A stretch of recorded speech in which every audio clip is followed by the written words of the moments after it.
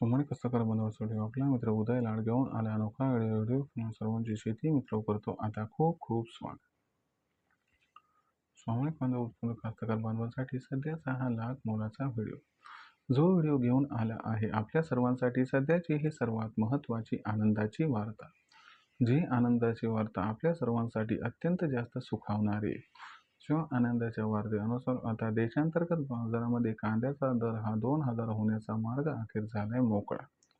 पण जो कांदा उत्पादक कास्तकार बांधव आहे तो मात्र सध्या विचारायला लागलाय की असं काय घडले या ठिकाणी की ज्यामुळे आता देशांतर्गत बाजारामध्ये कांद्याचा दर हा 2000 होण्याचा मार्ग झालाय मोकळा. चला तर मग आपल्या मनात निर्माण झालेल्या सध्याचे सर्वात महत्त्वाचे 100 प्रश्नाच्या आजच्या व्हिडिओच्या माध्यमातून प्राप्त करूयात उत्तर. ज्यांना या प्रश्नाचं अचूक उत्तर जाणून घ्यायचं आहे त्या सर्वांनी हा व्हिडिओ शेवटपर्यंत पहा. जिथे व्हिडिओ पाहत असताना आपल्या सर्वांना व्हिडिओमधील माहिती आवडल्यासारखी वाटेल तिथं लाईक करा.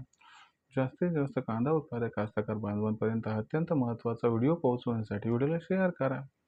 ज्यांनी आतापर्यंत चॅनलला सबस्क्राईब केलं नसेल त्यांनी सबस्क्राईब करून नोटिफिकेशन बेल ऑल करा व याच्यामुळे येणारा प्रत्येक व्हिडिओ आपल्या सर्वांना मिळत राहतो आता इथंच सतत.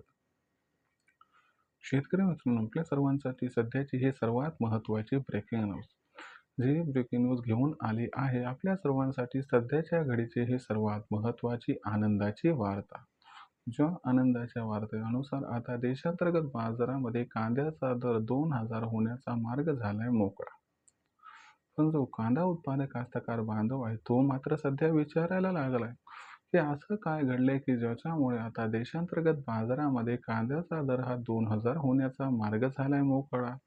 चला तर मग या सर्वात महत्त्वाच्या 100 प्रश्नाच्या आजच्या व्हिडिओच्या माध्यमातून प्राप्त करूयात उत्तर. जर आपण सर्वांनी बघितलं तर सध्याच्या कंडिशनला देशांतर्गत बाजारामध्ये जी कांद्याची दर पातळी ही दर पातळी सध्या 1000 रुपये प्रति क्विंटल पासून 1400 रुपये प्रति क्विंटल आहे. जर 15 दिवसांपूर्वी विचार केला असता तर कांद्याची दर पातळी होती 700 ते 1100 रुपये प्रति क्विंटलच्या दरम्यान. जर आपण सर्वांनी 15 दिवसानंतरची ही परिस्थिती बघितली तर मागच्या 15 दिवसात कांद्याच्या दरामध्ये आपल्या सर्वांना 200 ते 300 ची तेजी येताना दिसली. सर्वात प्रथम हे समजून घेऊयात की मागच्या 15 दिवसात कांद्याच्या दरात 300 रुपयाची सुधारणा कशामुळे झाली. जर आपण सर्वांनी बघितलं तर अल निनोबद्दल स्पष्टता झाली आणि याच्यामुळे हे निश्चित झालं की यंदाच्या वर्षी जून ते सप्टेंबर महिन्यात आपल्याकडे पाऊस हा कमी कोसळणार. जर आपल्याकडे पाऊस कमी कोसळला तर याचा अर्थ काय, खरीप आणि रब्बी हंगामात कांदा उत्पादन हे 100% घटणार.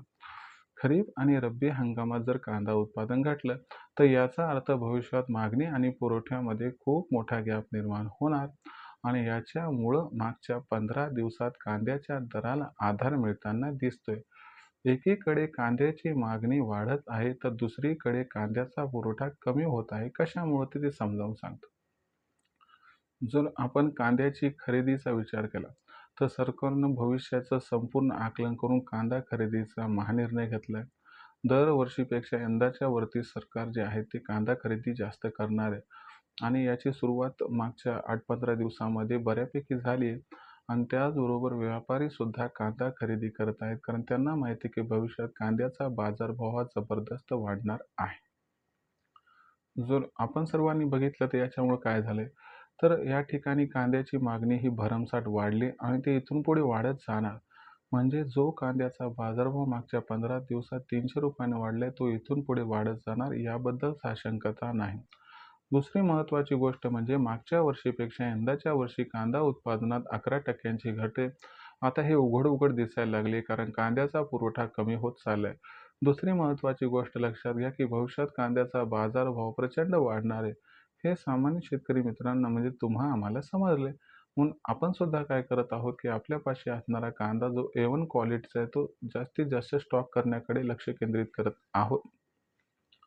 याच्यामुळे झालंय कसं की कांद्याचा जो पुरवठा आहे तो मार्केटमध्ये शिथिल झाला आणि ही महत्त्वाची घडामोड की ज्याच्यामुळे आपल्याला कांद्याची मागणी आणि कांद्याचा पुरवठा याच्यामध्ये मागच्या 15 दिवसात जो आहे तो गॅप निर्माण होताना दिसलाय आणि हा जो गॅप आहे हा गॅप कांद्याच्या दराला या ठिकाणी आधार द्यायला लागलाय. याच्यामुळे कांद्याचा बाजारभाव मागच्या 15 दिवसात 300 रुपयांनी वाढलाय. आता इथून पुढचा विचार केला तर कांद्याच्या दरातील ही तेजी कायम राहणार आहे का तर कांद्याच्या दरातील ही तेजी 100% कायम राहणार आहे. मग कांद्याचा बाजारभाव 2,000ला कधी गवसणी घालणार आहे? तर लक्षात घ्या, कांद्याचा बाजारभाव हा आपल्या सर्वांना अनुकूल परिस्थितीमध्ये जूनच्या 30 तारखेपर्यंत किंवा जुलैच्या मध्यापर्यंत 2,000ला गवसणी घालताना दिसणार आहे. मग अशा परिस्थितीमध्ये आपण कांदा विक्री कधी करायची की ज्याच्यामुळे जास्तीत जास्त आपणास फायदा होईल? तर लक्षात घ्या, आपण सर्वांनी कांदा विक्री ही या ठिकाणी अजिबात सध्या करायचीच नाही. जर आपण ऑगस्ट-सप्टेंबर महिन्यापर्यंत कांदा हा स्टॉक करून ठेवला, तर सध्याच्या दराच्या तुलनेत आपल्याला तिप्पट ते चौपट फायदा हा या ठिकाणी याच्यामुळे होऊ शकतो. त्याच्यामुळं आपल्याला काय करायचं आहे, की कांदा हा सध्या विकायचा नाही, विकायचा असेल तर तो ऑगस्ट-सप्टेंबर महिन्यातच विकायचा आहे.